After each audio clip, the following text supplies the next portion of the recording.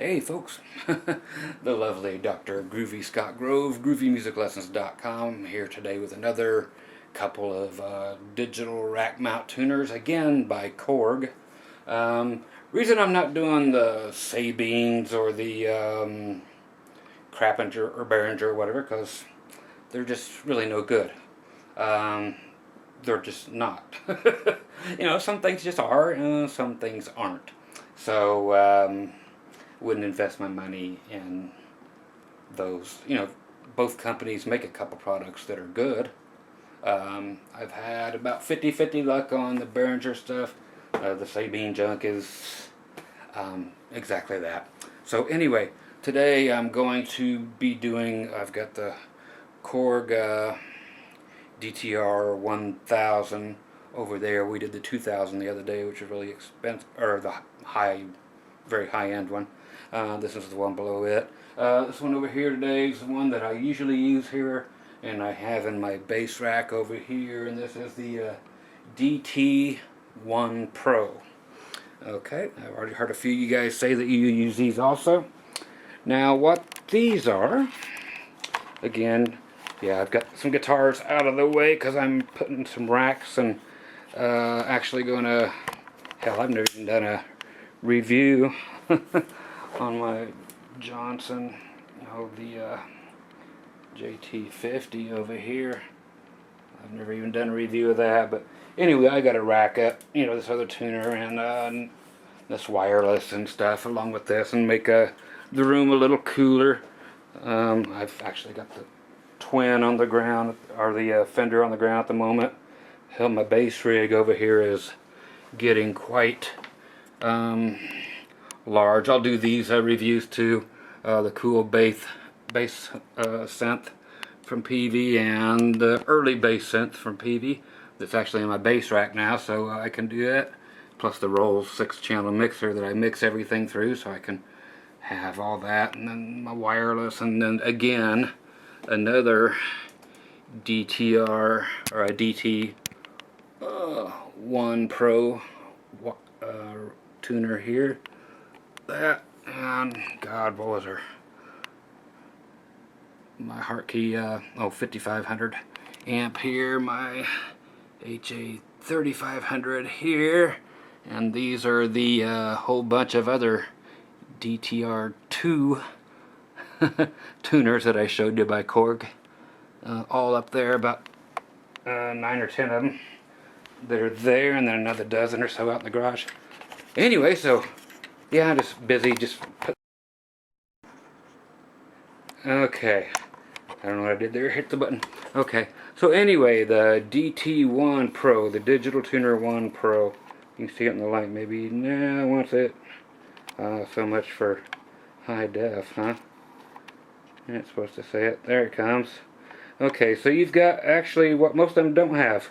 It's the only one I know that actually has a headphone jack.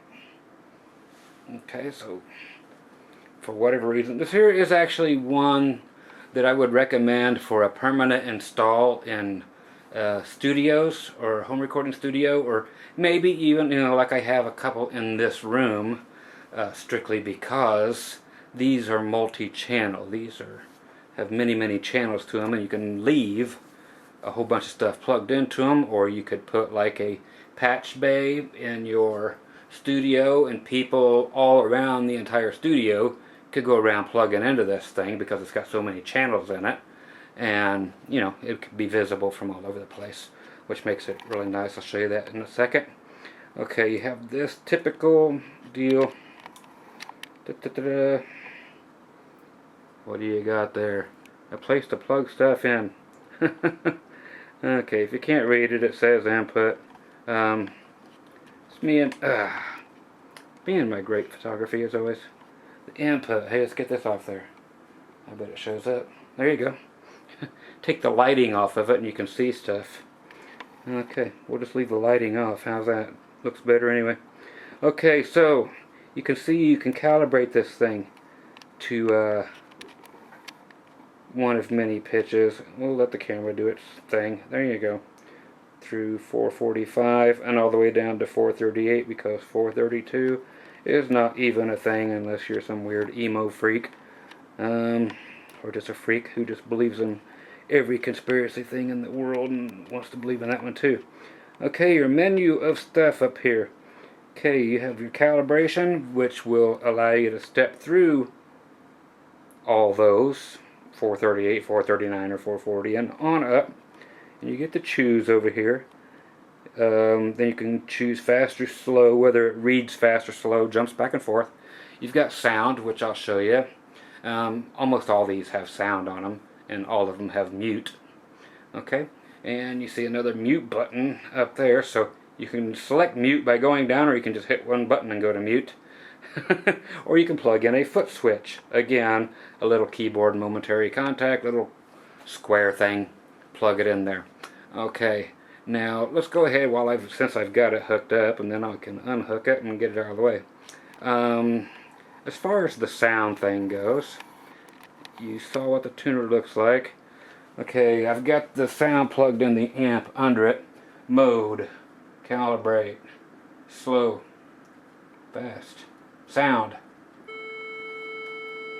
Okay, so that actually gives you, it shows an A right here, then it's just got a dot between A and B, which will be sharp or flat, and you can actually move to give an audible noise. I've just, like I said, got it plugged through the amp. And I'll show you, I'll just move through the different noises. Instead of just an A like your telephone will give you,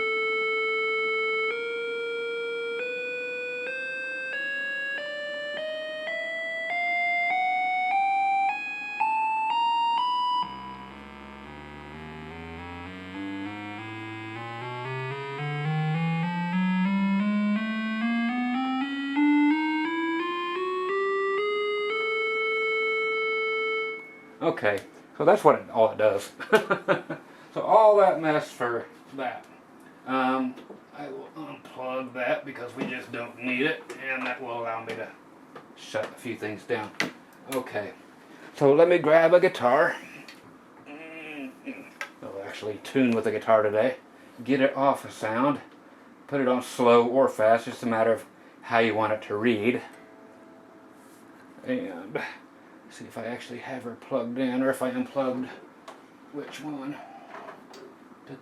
I actually unplugged the other one. Imagine that. Okay, the one that had sound. Let's do this. In. Okay.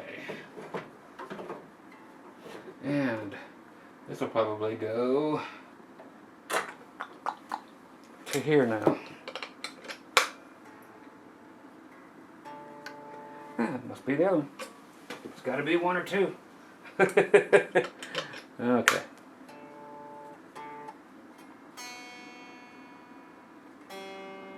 Hey, it ain't even that one. The volume's turned up. Hey, that would make a difference. Turn up the volume on your guitar, Scott. Am I going to edit? No. Why would I? Okay, stand back behind here. See if you guys have looked for any little bugs crawling around in my noggin. Okay, so as you can see, again, the letters on here telling you what notes they are very small, which is not always great, but in a studio situation, fine. Okay, I could see E on there. Okay, you can see how flat it is. But you can see that's not a really big letter, but then you got to get it right above. There. Let's focus on something, kiddies. Gotta love autofocus, huh? Okay. I'll try to do that so the wall doesn't get in on there. So, like any tuner, try to get up above there. This thing just hates to have anything showing, don't it? Let's just use a little bit of more focusability. Okay. So my B, you know, but of course you go sharp, you go up here, and it would go right up to C, since there's no such thing as a B sharp. Okay. But that's all, you know, how they work. The G, you can see, coming up, it'll go to G sharp, which will be the dot between it and A. Okay, and now this one actually picks up bass fairly well. That's what you'll find out between the different ones, which ones will and will not pick up bass guitar. They all will if you tune by the 12th fret harmonic or the 5th. Never ever use your 7th fret harmonic because it is going to be off. It's just the way guitars are, and it has nothing to do with not being intonated. It's just they're not in tune with tuners, you know, and so forth. So you tune your 5th fret, and then you hit your 5th fret on one string, hit your 7th on the other. Don't do that. Okay, it's not a good idea because it won't be in tune. Okay, so just tune the guitar. That's a nice, easy thing to do. Now I want to show you the other features, just so you know between this one and the other ones that I've shown you.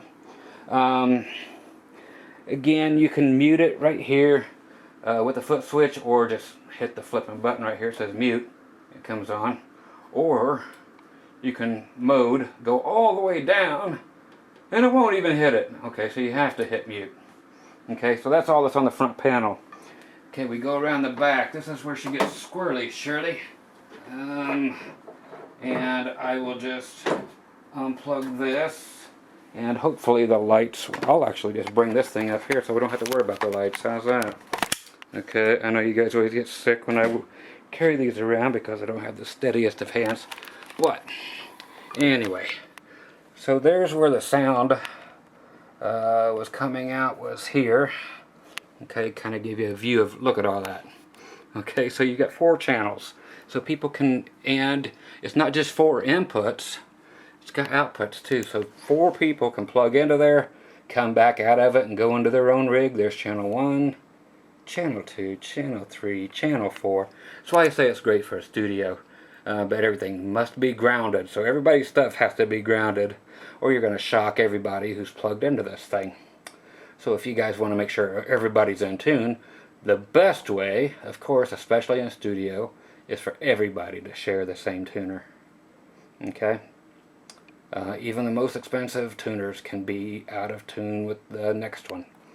So if everybody shares the exact same tuner, problem solved. So 4 sets of in and outs. Again, great patch bay thing that you could hook up in your studio, or just the way it is. And so that's the real big deal about the DT-1PRO, is this whole mess. Okay, and then you could take everything as a single output right there. It's a mix out, so everybody can come out that way and go into one channel of a mixing board and be fine. No. Okay, and there's where the sound was coming out when I had it going through the amplifier. Okay, so there you go. This one was still Japan at the time. Of course, they've gone to different places and so forth, but you find them old enough, and you'll find the, you know, superior Japanese quality. So there it is, single rack space, YouTube.